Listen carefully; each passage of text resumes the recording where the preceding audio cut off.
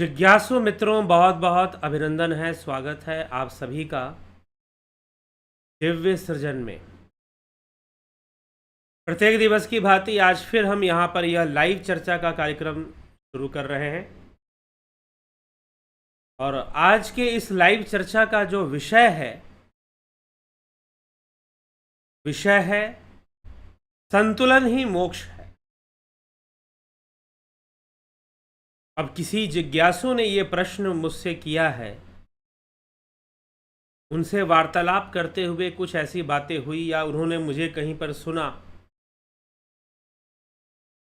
संतुलन ही मोक्ष है। इस विषय को थोड़ा समझाइए कि संतुलन कैसे मोक्ष है, क्योंकि हमने तो सुना है कि बंधन से मुक्ति हो जाना मोक्ष है। हमने तो सुना है कि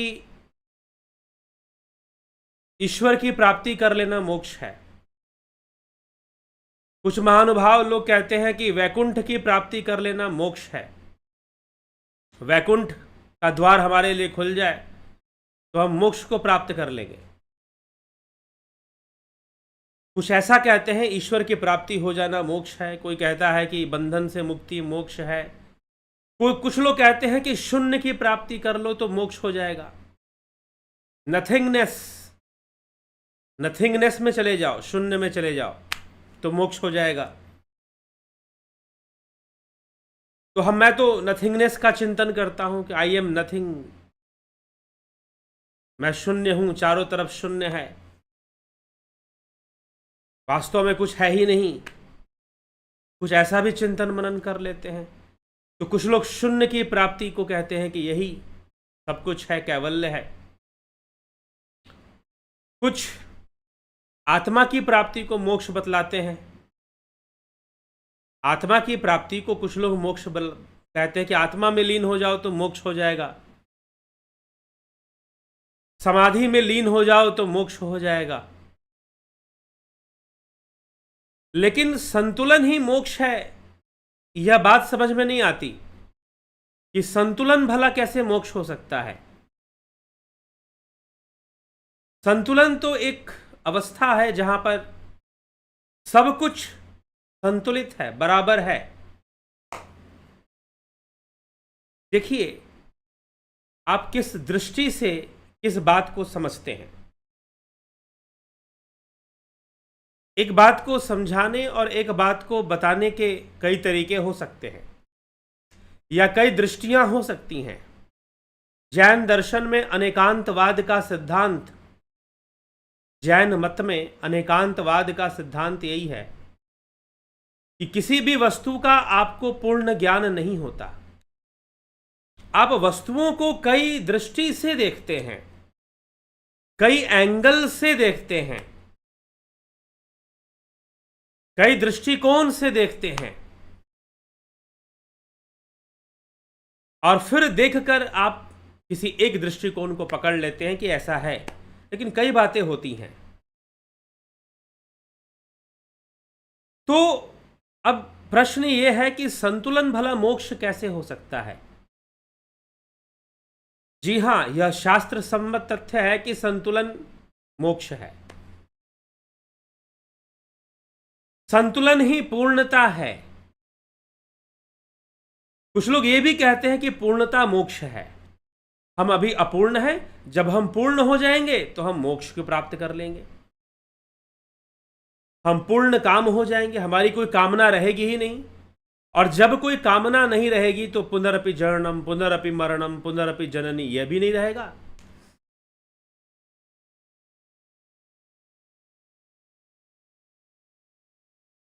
यह भी नहीं रहेगा। तो पुनरपि जननम, पुनरपि मरणम बना रहेगा। कब तक बना रहेगा? जब तक अपूर्णता है। तो जब हम पूर्ण हो जाएंगे, हमारी कामनाएं पूर्ण हो जाएंगी, तो हमें बार बार जन्म नहीं लेना पड़ेगा। हम मोक्ष को प्राप्त हो जाएंगे। हमारा आवागमन नहीं होगा। तद्धाम परमम मम, जहां से आवागमन नहीं होता, भगवान श्री कृष्ण कहते हैं वो मेरा परम धाम। तो परम धाम की प्राप्ति कर लेना मोक्ष है। क्या मोक्ष? तो क्या परम धाम की प्राप्ति कर लेना? तो परम धाम है कहां पर? क्या अपने अस्तित्व से कहीं कोई बाहर की चीज है, आसमानी चीज है, कहीं ऊपर से सब कुछ हो रहा है? ऊपर की भला कौन सी दिशा हो सकती है?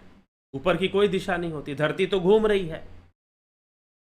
सुबह में अंगुली करोगे ऊपर, तो शाम को वो अंगुली अपने आप नीचे हो जाएगी, ऊपर करने पर भी नीचे हो जाएगी। कुछ लोग कहते हैं ना ऊपर वाला, तो ऊपर वाले की डायरेक्शन क्या है?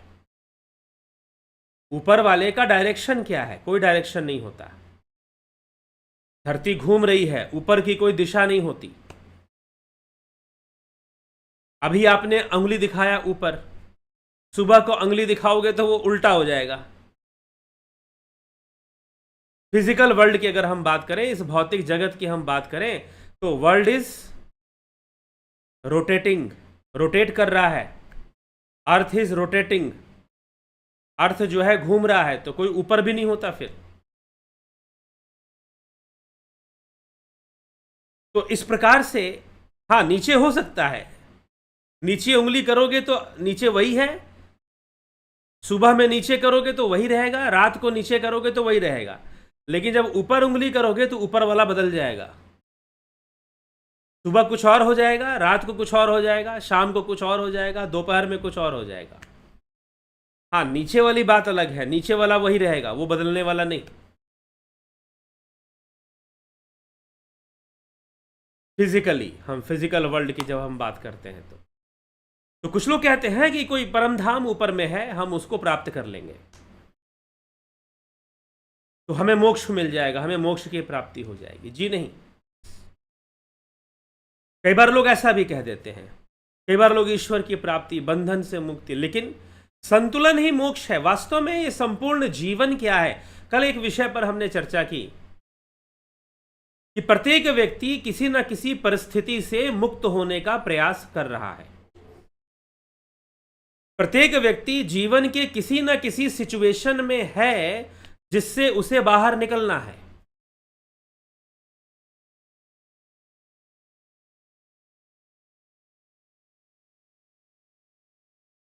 ठीक है, जिससे उसे बाहर निकलना है।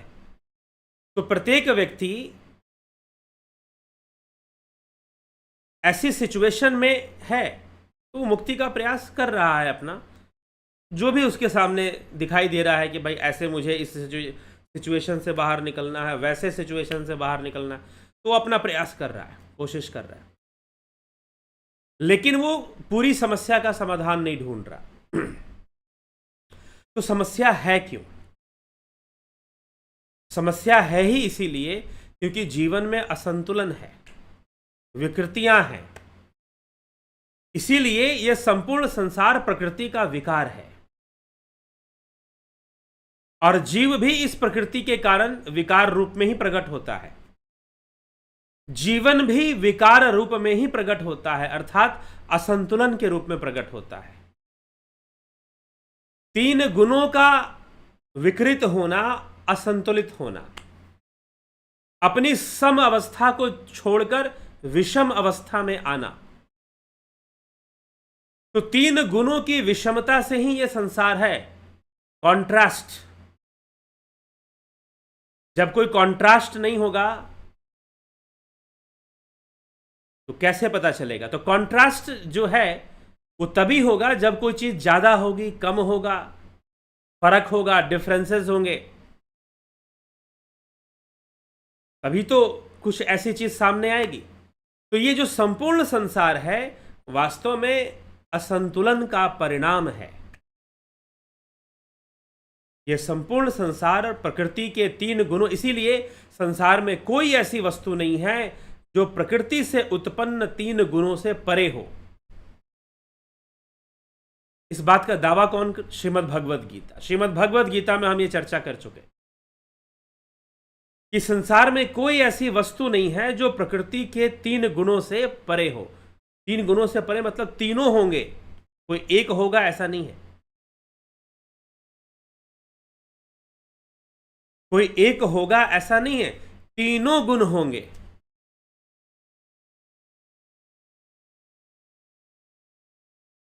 तो कुछ भी ऐसा नहीं है, तीन गुणों से परे कुछ होता ही नहीं है। लेकिन तीन गुण किस अवस्था में है? असंतुलित अवस्था में है, विषम अवस्था में है, सम अवस्था में नहीं है। विषम अवस्था में, तीनों के तीनों गुण किस अवस्था में है? तो विषम अवस्था में मौजूद है। और विषम अवस्था में होने के कारण कोई वस्तु सात्विक है, कोई वस्तु राजसी है, कोई वस्तु तामसी है, क्योंकि ये सारे विषम अवस्था में चल रहे हैं। तो विषम अवस्था में होने के कारण संसार का अस्तित्व है, अर्थात यह संपूर्ण संसार असंतुलन और अपूर्णता का परिणाम है। इसीलिए यह भी संभव नहीं है कि संसार के किसी वस्तु से आप पूर्ण हो जाएंगे। संसार के किसी वस्तु से आप पूर्ण हो जाएंगे, या बहुत धन कमाकर, या बहुत अच्छे रिश्ते नातों से पूर्ण हो जाएंगे, ऐसा कुछ भी नहीं है। क्योंकि अपूर्णता किसी न किसी रूप में बनेगी, असंतुलन किसी न किसी रूप में आएगा, और असंतुलन बना ही रहेगा। क्योंकि जीवन के बने रहने के लिए असंतुलन का बना रहना जरूरी है। बार बार जन्म लेना और मरने की प्रक्रिया बने रहने के लिए असंतुलन का बना रहना जरूरी है। तो ये जीवन असंतुलन का परिणाम है। हाँ, वैसे बहुत तरह के असंतुलन पैदा होते हैं, जैसे कि शरीर में असंतुलन पैदा होगा तो स्वास्थ्य खराब होगा। अब शरीर का असंतुलन भी एक उम्र तक तो हमें पता ही नहीं चलता है, कुछ भी खाते रहो पीते रहो, कम से कम 30 साल की उम्र, 25 साल की उम्र, कुछ लोग भाग्यशाली हैं तो 35-40 साल तक भी उनको कुछ नहीं। लेकिन जहां 35 साल की उम्र पार हुआ, 40 साल की उम्र पार हुई, उसके बाद बहुत तरह की विकृतियां आनी शुरू हो जाएंगी, बहुत तरह की व्याधियां आनी शुरू हो जाएंगी, क्योंकि आपने शरीर के संतुलन पर ध्यान नहीं दिया। अब आपको सोचना है कि भाई संतुलन बना के रखना है, यूरिक एसिड बढ़ सकता है, शुगर बढ़ सकता है, बहुत तरह की चीजें, वायु विकार बढ़ सकता है, पित्त विकार बढ़ सकता है, आयुर्वेद में ऐसा पढ़ते हैं। तो ऐसी चीजें बढ़ सकती हैं, घट सकती हैं, संतुलन बिगड़ सकता है। संतुलन बिगड़ेगा, व्याधियां आएंगी। आधि और व्याधि, आधि मतलब मानसिक रोग, व्याधि मतलब शारीरिक रोग। तो संसार में संतुलन चलता नहीं है। हाँ, कुछ समय के लिए हमें ऐसा लग सकता है कि संतुलन का समय चल रहा है, सब कुछ संतुलित है, लेकिन ऐसा वो टिकता नहीं है। कुछ समय का हमें भ्रम हो सकता है कि सब कुछ संतुलित है, लेकिन सब कुछ संतुलित रहता नहीं है। हमें भ्रम मात्र ही होता है कि सब कुछ संतुलित है। तो सबसे पहली बात क्या है कि हमारी भावनाएं ही संतुलित नहीं है। यह भव सागर है, यह संसार भव सागर। इसे भव सागर क्यों बोलते हैं? क्योंकि यह भावनाओं से चलता है, इसीलिए इसको भव सागर कहते हैं। तो भावनाएं हैं, विचार हैं, बुद्धि है, सब भावनाओं के अंतर्गत ही आती हैं। तो यह संसार भव सागर, क्योंकि ये भावनाओं से चलता है, भावनाओं का ही सारा खेल है। भावनाओं के आधार पर ही पुनर्जन्म, पुनरपि जननम, पुनरपि मरणम लगा रहता है। यम यम वापि स्मरण भावम त्यस्तन्ते कलेवरम तम तमे वैति कौन्तेय सदा तद्भाव भावित। जो जो जैसी जैसी भावना करता है, वो वैसे वैसे भाव को मृत्यु के उपरांत भी प्राप्त करता है। तो भावनाएं रहती हैं, और यह भव सागर भावनाओं से, और इन भावनाओं का ही संतुलन नहीं है। भावनाएं, भगवान श्री कृष्ण ने श्रीमद् भगवद गीता में 3 प्रकार की भावनाएं बताई हैं, सात्विक, राजसिक और तामसी। बाकी अन्य भावनाएं इन्हीं के विभिन्न रूप हैं, और इन भावनाओं में कभी संतुलन नहीं होता, कभी समता स्थापित नहीं होती। कभी तमोगुण हावी है तो कभी रजोगुण हावी है, तो कभी सतोगुण हावी है। कभी पाप हो रहा है तो कभी पुण्य हो रहा है। मनुष्य कर्म करेगा तो पाप होगा या पुण्य होगा या मिश्रित होगा। महर्षि पतंजलि ने 4 प्रकार के कर्म बताए हैं, पाप, पुण्य, मिश्रित और योगी कर्म। योगियों का जो कर्म होता है वो इस बंधन में नहीं आता है, ना पाप के बंधन में आएगा, ना पुण्य के बंधन में आएगा, और ना ही मिश्रित के बंधन में आएगा।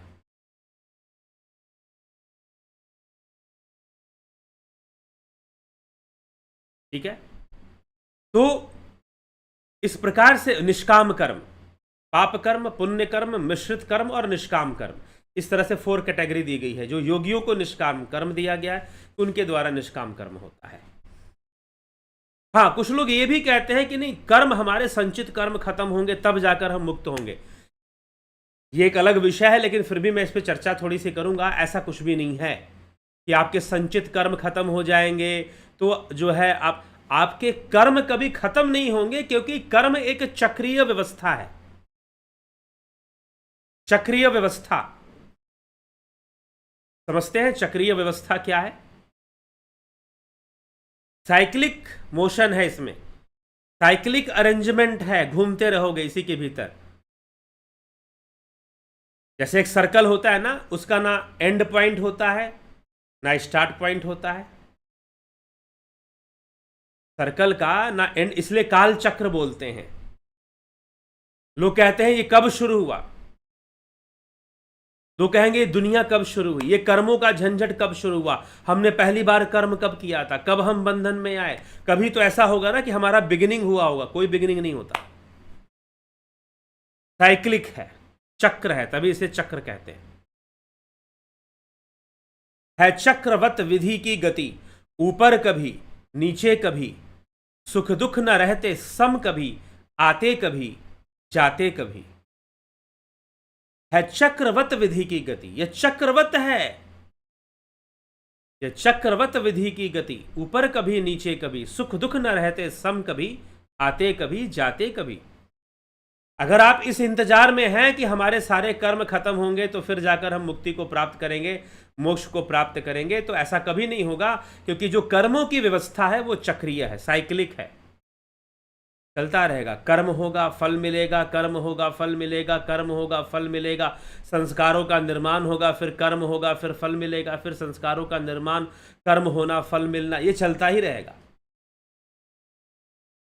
तो हमारे सारे कर्म कंप्लीट हो जाएंगे तो अपने आप मोक्ष मिल जाएगा, फिर तो ध्यान करने की आवश्यकता ही नहीं है, फिर तो ज्ञान यज्ञ की भी आवश्यकता नहीं है।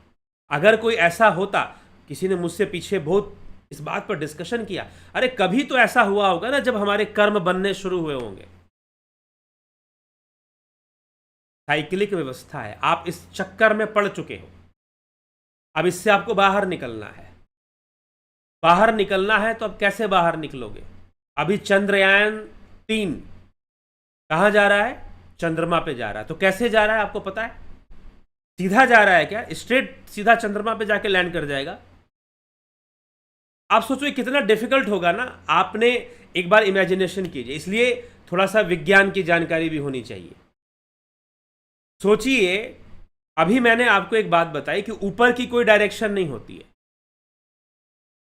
शाम को आपने ऊपर ऐसे किया और सुबह ऊपर किया तो बदल जाएगा, सुबह ऊपर ऐसे हो जाएगा। फिर धरती घूम रही है, अगर चांद को लोकेट कर कर अगर रॉकेट गया, सैटेलाइट गया, तो फिर क्या होगा? पृथ्वी तो घूम रही है ना, वो तो मूवमेंट में है। अभी छोटे मोटे मूवमेंट में नहीं है, बहुत फास्ट है। 30 किलोमीटर पर सेकेंड, इन 1 सेकेंड 30 किलोमीटर, 30 किलोमीटर की दूरी तय कर जाती है पृथ्वी 1 सेकेंड के अंदर। सोचिए कितना फास्ट इसकी मूवमेंट है। और उस मूवमेंट में आप एक रॉकेट छोड़ोगे चंद्रमा को, उधर चंद्रमा भी घूमे जा रहा है, घूमे जा रहा है, घूमे जा रहा है, इधर पृथ्वी भी घूमे जा रही है, घूमे जा रही है। सोचो कितना मुश्किल होगा चंद्रमा को लोकेट करना। और मून बहुत फास्ट मूविंग प्लैनेट है, ये तो ज्योतिष भी कहता है। 2.5 दिन के अंदर राशि बदल देता है, घर बदल देगा अपना। 2.5 दिन में वो राशि जो है, एक जगह से चंद्रमा दूसरे भाव में पहुंच जाएगा। ज्योतिष के अनुसार हम देखें तो सबसे ज्यादा तेज घूमने वाला ग्रह है चंद्रमा, फास्ट मूविंग है। तो अब कितना मुश्किल होगा साइंटिस्ट को लोकेट करने में। तो अब रॉकेट जो चंद्रयान गया है वो कैसे जाएगा? सीधा नहीं जाएगा, वो तो कैसे जाएगा? घूमते हुए, वो भी घूमते हुए जाएगा, वो भी घूमते हुए जाएगा। जो सैटेलाइट है ना, वो घूमते हुए वो कक्षाओं को पार करते हुए, ऑर्बिट्स को क्रॉस करते हुए वो चंद्रमा पे जाकर लैंड करेगा। फिजिक्स थोड़ी सी मैं पढ़ा रहा हूं, चक्रीय व्यवस्था समझ में आएगी आपको। ये जो कर्मों का चक्कर है ना, इसे चक्कर बोलते हैं, चक्रवत विधि की गति। कैसे निकल जाओगे बाहर इसमें से?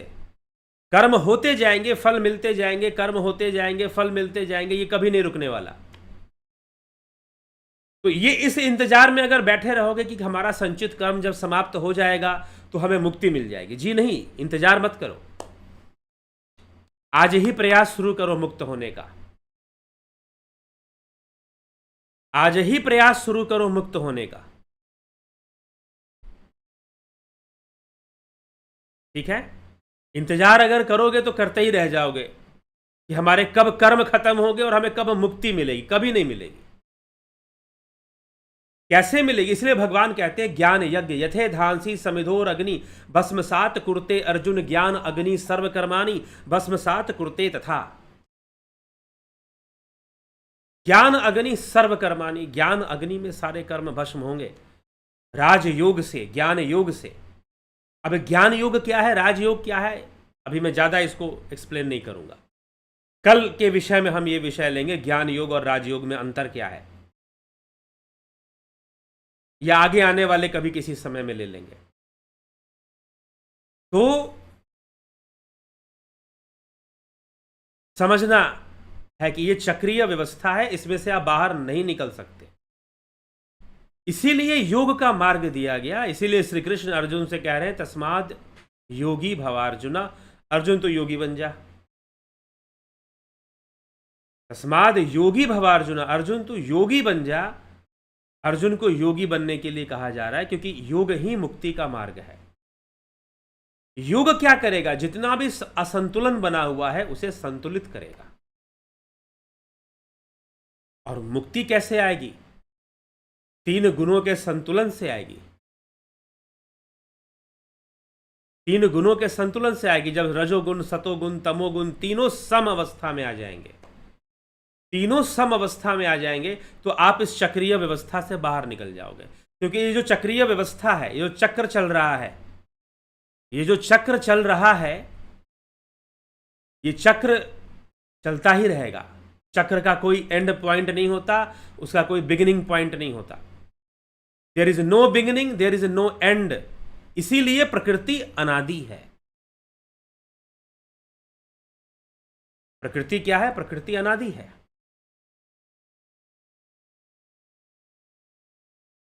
ठीक है? उसकी विषमता भी हमेशा रहेगी, लेकिन उसकी समअवस्था भी होती है और विषम अवस्था भी होती है। जीव का अस्तित्व विषम अवस्था में है, आत्मा का अस्तित्व सम अवस्था में है, ब्रह्म का अस्तित्व सम अवस्था में है। जीव का अस्तित्व विषम अवस्था में है। जीव विषमता का परिणाम है, जीवन विषमता का परिणाम है, मोक्ष समता का परिणाम है, जीवन असंतुलन का परिणाम है, मोक्ष संतुलन का परिणाम है। पूर्ण रूपेण संतुलित हो जाना।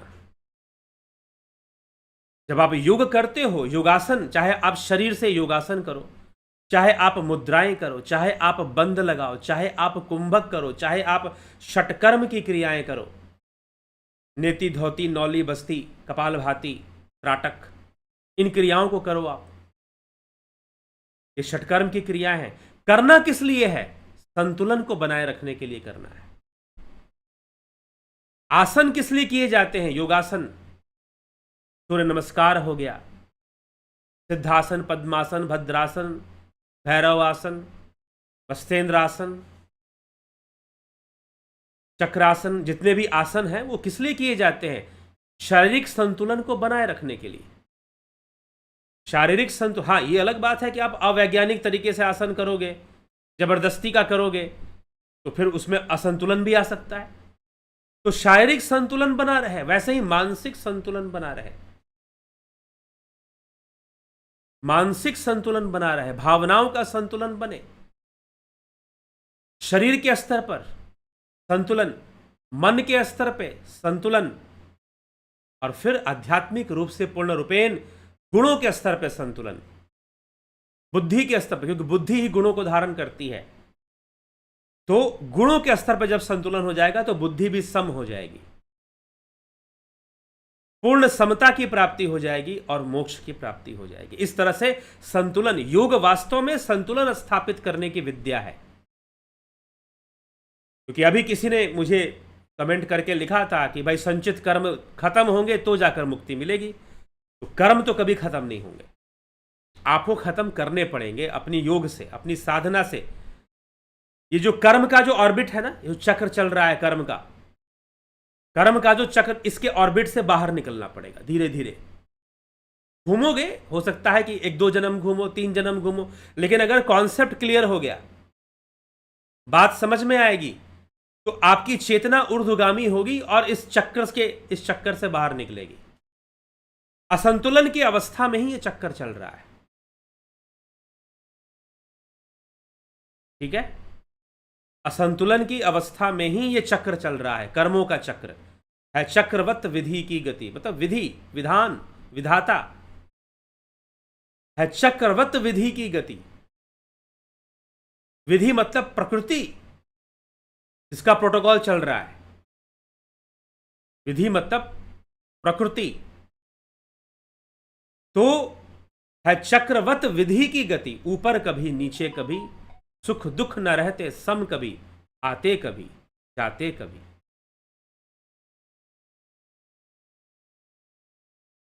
ये चलता रहेगा, ये आगे बढ़ता रहेगा।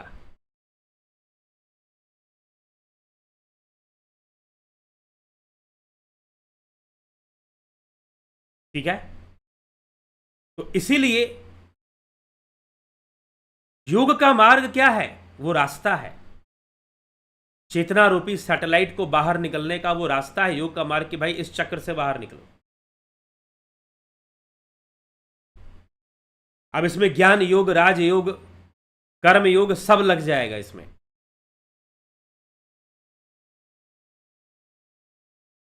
किसी ने प्रश्न पूछा था मुझसे कि ये ज्ञान योग और राज योग में क्या अंतर है। अभी इस विषय पर भी वीडियो लाएंगे, या कर्म योग और प्रेम योग को में कैसे कैसे हमको समझना चाहिए। चर्चा होगी, आगे चर्चाएं होंगी इन विषयों पर। तो ये है, ये चक्कर तो चलता ही रहेगा, आपको बाहर निकलना है। योग का मार्ग है चंद्रायन सैटेलाइट जो गया है, उसका मार्ग क्या है? वो घूमते हुए जा रहा है, वो नहीं ऐसे सीधा नहीं जा रहा। वो सीधा कोई रास्ता है ही भी नहीं, क्योंकि चक्रीय व्यवस्था में सीधा रास्ता कहां से निकालोगे?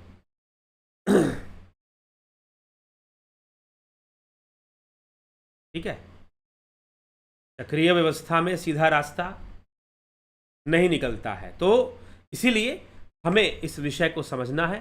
संतुलन लाता है योग जीवन के अंदर, सारे गुणों को संतुलित करता है, सारी भावनाओं को संतुलित करता है।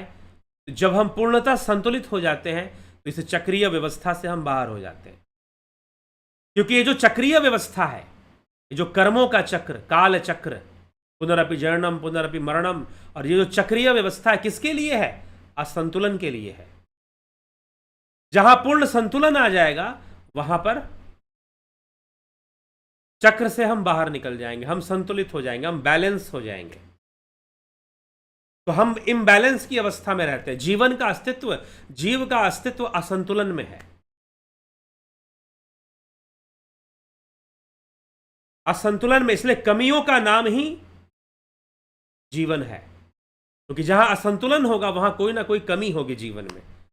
हम किसी न किसी चीज को फुलफिल कर रहे होंगे, हम पीछे, और कई बार हमारे सामने ऐसी चीजें आ जाती हैं कि हमें लगता है कि अब तो ये जो कमी है इस जन्म में तो दूर नहीं होने वाली, अब ये जन्म इस कमी के साथ ही हमें बिताना है। कई बार आदमी ऐसा भी देख लेता है जीवन में, समझ लेता है जीवन में।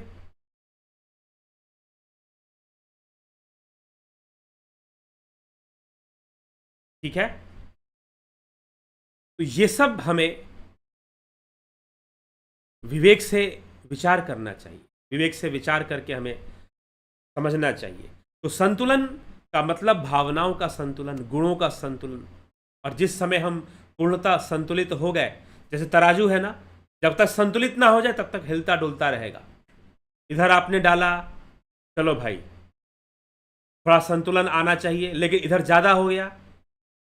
फिर जो है उधर हमने डाला, उधर संतुलन आना चाहिए, उधर ज्यादा हो गया, फिर संतुलन बिगड़ेगा, बैलेंस बिगड़ जाएगा। एक जो बैलेंसिंग बीम होता है, बैलेंस होता है, तराजू होता है, आप उसे संतुलित करते हो, दोनों पल्ले में बराबर बराबर होना चाहिए, तब जाके वो संतुलित होगा, हिलना डुलना बंद करेगा, ऊपर नीचे नहीं रहेगा, बराबर में आ जाएगा, बिल्कुल बराबर। ठीक है, तो वो तभी होगा जब आप पूरी तरह से संतुलित हो जाएंगे, आपके गुण संतुलित हो जाएंगे, फिर मोक्ष, फिर तराजू की आवश्यकता नहीं है, क्योंकि वह बैलेंस में आ चुका है। जो सामान है वो कस्टमर को दुकानदार ने दिया और काम खत्म, जाओ भैया। नहीं तो बैलेंस करना में लगा रहेगा। हमारे जीवन में यही तो होता है, हम सुखों को चाहते हैं, हम चाहते हैं कि हमें पैसा आ जाए, पैसा आ गया, पता चला संतुलन बिगड़ गया, तो दूसरी समस्याएं आ गई, फिर पैसे से हमने सॉल्व किया, कुछ और समस्याएं आ गई, संतुलन कभी इधर बिगड़ गया, संतुलन कभी उधर बिगड़ गया, ये चलता रहता है और जीवन ऐसे ही चलता रहता है। तो पूर्ण रूपेण संतुलित अवस्था को प्राप्त हो जाना, पूर्ण रूपेण तीनों गुणों का संतुलन, सत रज तम, ये तीनों बैलेंस हो जाए, तीनों न्यूट्रल अवस्था में आ जाए, क्योंकि जैसे ही ये बैलेंस होंगे ये न्यूट्रल हो जाएंगे अपने आप।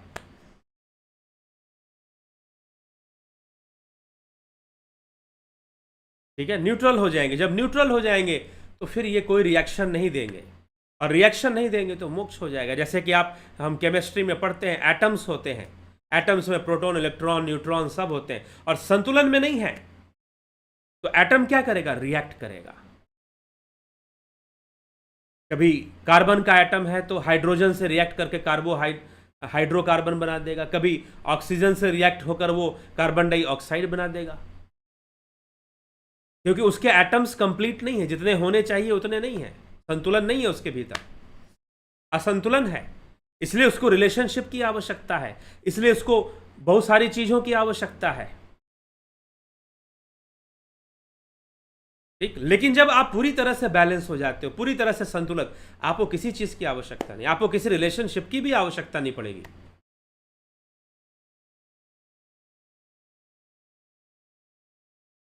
आप पूर्णतः संतुलित हो जाएंगे, आप पूर्णतः बैलेंस में आ जाएंगे। तो ये हमें समझना है। लेकिन जब तक ऐसा नहीं होता तब तक मनुष्य को वो कर्म में लगा रहता है, चीज़ें उसे मिलती रहती हैं, सामने आती रहती हैं, चीज़ें बनती रहती हैं, बिगड़ती रहती हैं।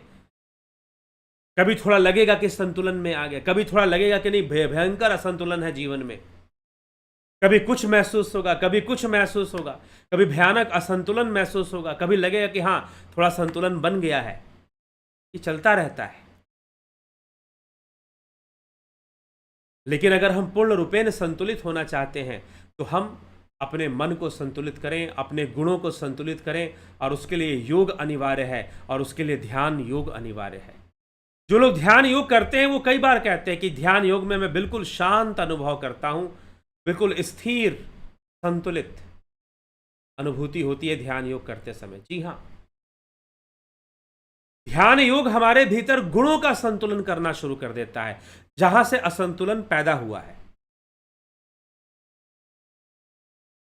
जहां से असंतुलन पैदा हुआ है वहीं से ध्यान योग उसी को संतुलित, सीधा गुणों का संतुलन ध्यान योग से शुरू हो जाता है।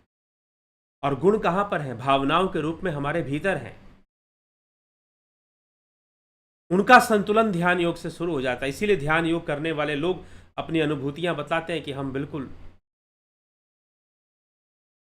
शांत अनुभव कर रहे हैं, हम बिल्कुल अच्छा अनुभव कर रहे हैं, संतुलित अनुभव कर रहे हैं। ऐसी अवस्था में जहां कोई आस ना हो और कामनाएं पूर्ण हो जाए, ठीक है, पूर्ण काम हो जाए, मतलब किसी कामना की आवश्यकता नहीं। पूर्ण काम मतलब ये नहीं होता कि आपने कामनाओं का त्याग कर दिया, मैं तो ये कामना नहीं करता, मैं तो वो कामना नहीं करता, नहीं, ऐसा नहीं कहा जा रहा। क्योंकि जब पूरी तरह से तीनों गुण संतुलित हो जाएंगे तो कामनाएं रहेंगी ही नहीं। कामनाएं हैं ही इसीलिए क्योंकि गुणों का असंतुलन है, सतोगुण, रजोगुण, तमोगुण असंतुलित अवस्था में हमारे जीवन में है, इसीलिए बहुत सारी कामनाएं हैं, बहुत सारी चीजें हैं, जीवन चल रहा है, इसी से जीवन चल रहा है। मृत्यु के बाद भी जीवन चलता रहता है, जीवन नष्ट नहीं होता, बस शरीर नष्ट होता। तो यह सारी बहुत सारी विषय हैं, बहुत सारी चीजें हैं, तो हमें उसे समझना चाहिए। और यह ध्यान योग का कोर्स 20 अगस्त से जो शुरू हो रहा है, आप चाहते हो कि आप संतुलन का आनंद उठाएं। संतुलन में बहुत आनंद है। जब आदमी स्थिर हो जाता है ना, तो उसको लगता है कि शांत हो गया, आनंद की अनुभूति करता है, स्थिरता का। वाह क्या आनंद है। एक बार थोड़ी देर के लिए भी ऐसी अवस्था बन जाए, शून्य जैसी अवस्था। वास्तव में शून्य अवस्था है क्या? संतुलित अवस्था।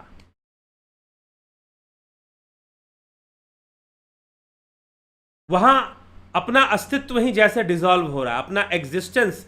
अभी किसी ने मुझे कहा कि मैं तो ध्यान करता हूं और ऐसा लगता है कि बस मुझे अपना ही एग्जिस्टेंस महसूस होता है कि मैं हूं और बाकी सारी चीजें खत्म हो गई हैं।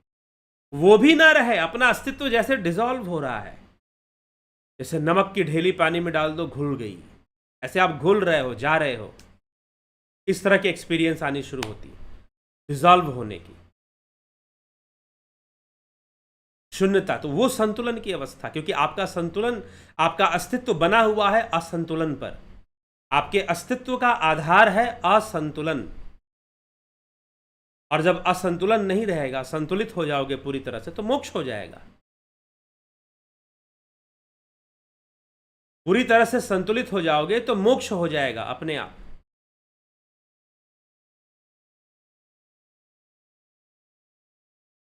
ठीक, तो हमें थोड़ा सा यह विषय समझना है। और ध्यान योग करने का उद्देश्य संतुलित होना है। योग करने का उद्देश्य ही है संतुलित होना। अब आप इस अवस्था को ये कहोगे कि हमें ईश्वर की प्राप्ति हो गई, हमें बंधन से मुक्ति। हाँ, बंधन से भी मुक्ति हो जाएगी।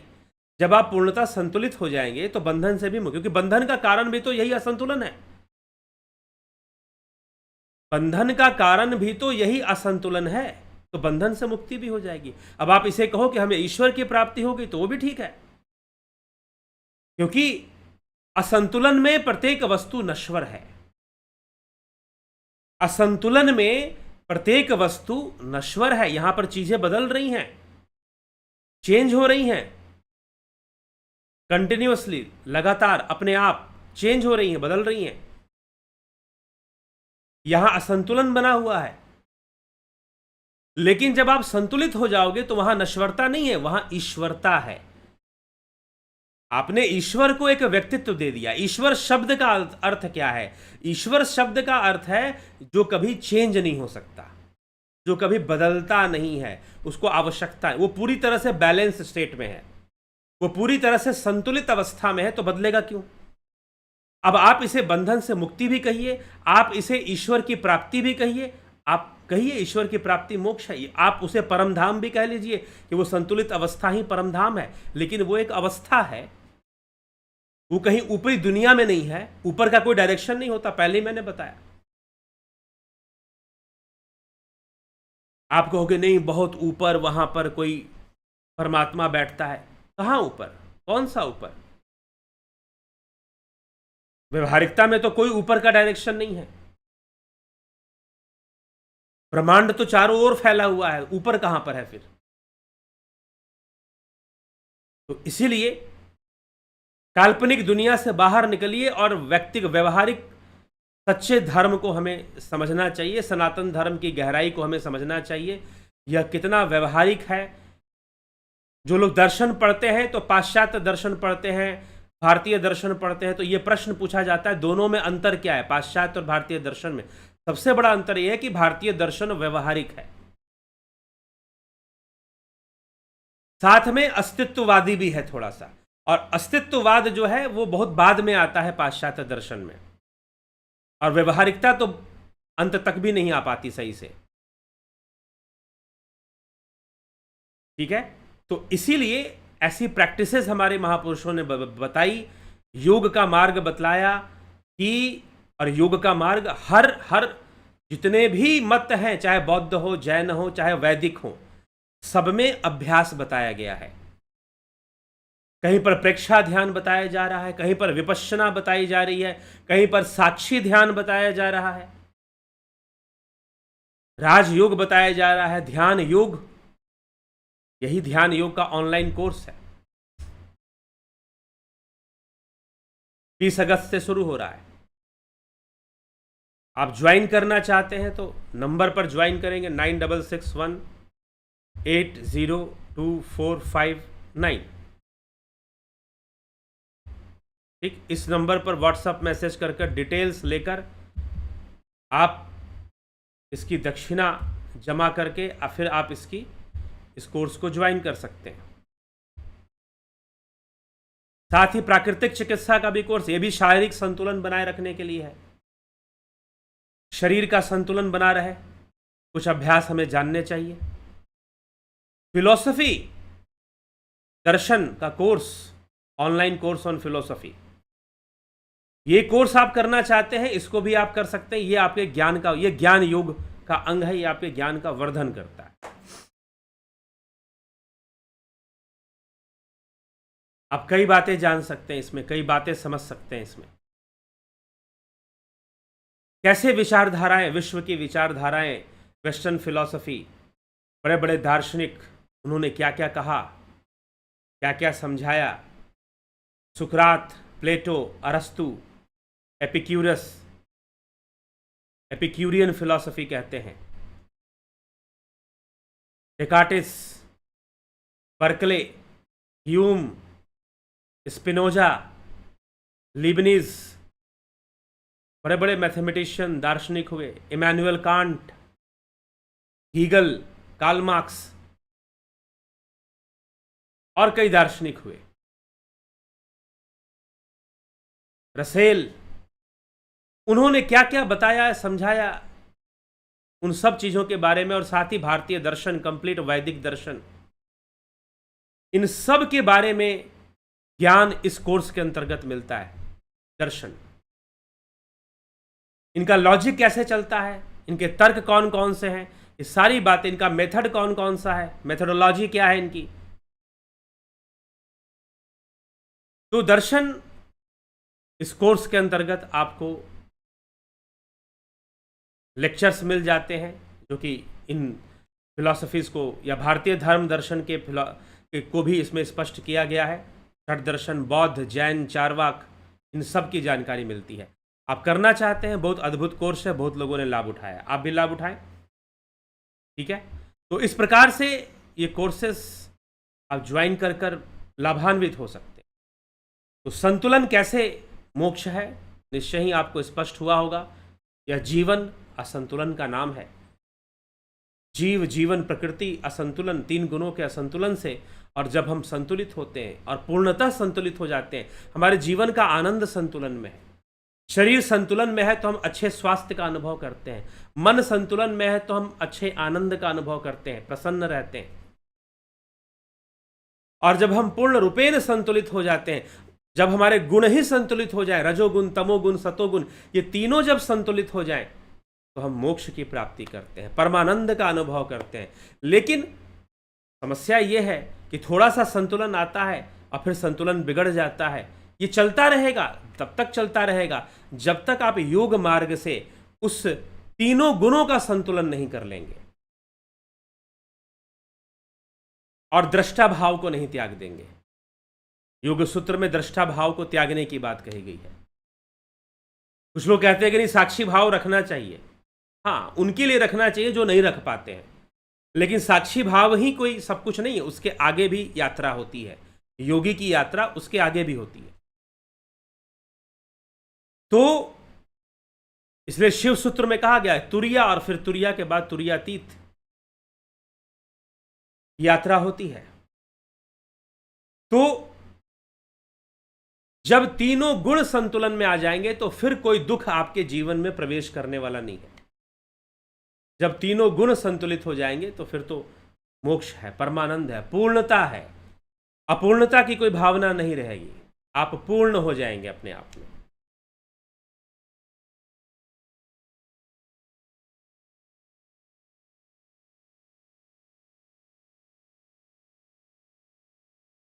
ठीक है, तो इस तरह से हमें यह बात हमें समझनी है, समझना चाहिए और समझकर हमें आगे बढ़ना चाहिए। तो चलिए हम आपकी टिप्पणी भी देखेंगे, कौन क्या कहता है। घनश्याम सरोदे जी, योगेश खैरनर जी, नवज्योति नाथ जी, विक्रम सिंह जी, जगत नारायण जी, संतोष गुप्ता जी, विनोद केसूद, सविता नायक जी, राम गोपाल जी, नरेंद्र माकोड़े, शिखर शर्मा, राम विलास जी, सबका बहुत अभिनंदन है। गोविंद प्रसाद कोरी, गोविंद प्रसाद नीमा, श्वेता राय सिन्हा जी, रतन सिंह सर जी, अभिनंदन है रतन सिंह जी, राजू पाल जी, राम निवास मीना जी, खिम सुनार, उषा श्रीवास्तव जी, किशोर वैद्य, रूपलाल विश्वकर्मा, संतोष कुमार, भरत छबलानी, कन्हई कुमार जी, विष्णु चंद्र मौर्य, दीपक भावसर, गुमाना राम चौहान जी, योगेंद्र पंडित जी, श्वेता कन्हई कुमार जी, बिमला शाह जी, अमन कक्कर जी, स्मिता सावंत जी, बलवंत सिंह गोहिल, धन्यवाद भारत, नरेश मेहरा, स्टडी विथ अवनीश, सविता नायक जी, इतना कठिन चैप्टर इतनी आसानी से समझा दिया, इसके लिए हम आपके बहुत आभारी हैं। जी हाँ, हम भी आपके बहुत आभारी हैं कि आप सुनने आए, नहीं तो आज के समय में लोग आध्यात्मिक विचार के प्रति बहुत नीरसता दिखाते हैं। तो चलिए ठीक है, विवेक से विचार करें और संतुलन के विज्ञान को समझें और स्वयं को संतुलित करने का प्रयास में लगें, योग मार्ग को अपनाएं। योग करने का उद्देश्य यही है कि आप संतुलित हो। ध्यान में जाने का भी यही उद्देश्य है कि आप संतुलित हो। ध्यान हमारे सीधा तीनों गुणों पे काम करता है। जो ध्यान है ना, जो ध्यान योग है, वो सीधा तीनों गुणों पे काम करता है, और तीनों गुण अगर संतुलन में आने लगे तो परमानंद ही आनंद है फिर तो। ठीक है, तो चलिए जरूर विचार करें और यह ध्यान योग के कोर्स का लाभ उठाएं, जीवन के लक्ष्य को प्राप्त करें, जीवन को पूर्ण बनाएं, पूर्णता को प्राप्त करें, ईश्वर की प्राप्ति करें, बंधन से मुक्ति की प्राप्ति करें। वास्तव में यही सब कुछ है और यह सब पूर्ण संतुलन की अवस्था में ही संभव है। ठीक है, इसी के साथ विचारों को विराम देते हैं। कल फिर मिलते हैं 9 PM लाइव चर्चा में। ओम तत्सत।